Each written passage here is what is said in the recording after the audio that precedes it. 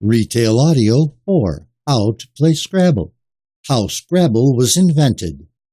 Scrabble, as we know it, actually started out right after the Great Depression, before World War II robbed many children of normal childhoods. It was created by architect James Butts as a game he called crisscross words, but it became Scrabble years later when it was bought by James Burnot, who also changed the rules to an extent and added the bonus tiles and similar gameplay options. It took nearly 20 years before the game was popular in stores, unlike today where you can buy it in almost any retail store. The Scrabble game board is a 15 by 15 square board with squares designed for placing tiles as you play words on your turn. The board is colorful and easy to understand, with the explanation for each word's value on the board itself. In fact, most people do not have to refer to the rule book at all after the first official game, since the rules are so easy to understand and gameplay flows very well for those with even a small amount of experience. The Scrabble Board, USA version. As with most board games, your first step involves setting up the board and getting all of the competitors ready to determine who will be the first to play.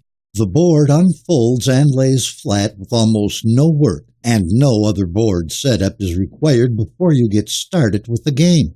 The game board actually consists of a variety of colored tiles with specific meanings, as follows for a USA Canada play. Playing in teams can be a fun challenge for social situations, especially if the goal is to use the game as a method for getting people talking. Players divide into groups of teams with the same number of people on each team whenever possible. The same rules apply to team play as apply to standard gameplay, including scoring and turn-taking methods. Some tournaments offer team play as a way to narrow down the field to a more manageable starting point for individual gameplay, although there is some criticism for this method since otherwise stellar players could be eliminated with a subpar team on occasion. However, it is generally a great way to level the playing field and offer competition for even the stronger players who become more challenged to bring other players up to their level. Teams work together to build words with the highest point value, using teamwork to devise possible words that fit the separating myth from truth. Myths can ruin a game. There are actually many misconceptions surrounding the game of Scrabble, and to be the best player possible, you should know which legends are purely myths and which have some truth to them. These can affect how you play the game, and rarely in a positive way. Here are just a few of them, in no particular order. 1. You cannot cheat at Scrabble without a dictionary up your sleeve.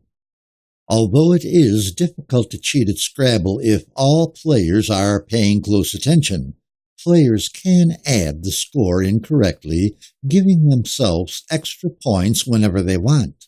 You have to be very vigilant when you are playing against someone you do not know or have never played Scrabble with, or you might find yourself in a losing battle without knowing what happened. If you suspect the other person of cheating, ask them very politely to show you how they got a certain score. 2. When the other person gets a bingo, you might as well forfeit. Never give up. A bingo is only worth 50 points, and this is not insurmountable. With some good words in the right places, you can easily make this up in 1 or 2 turns. Consider this. The letter Z is worth 10 points. If placed on a triple letter space, it becomes worth 30 points alone, not counting the other letters in the word you create. When the triple Z is counted twice, such as when you are adding a letter on an existing word and creating your own word, it becomes 60 points alone.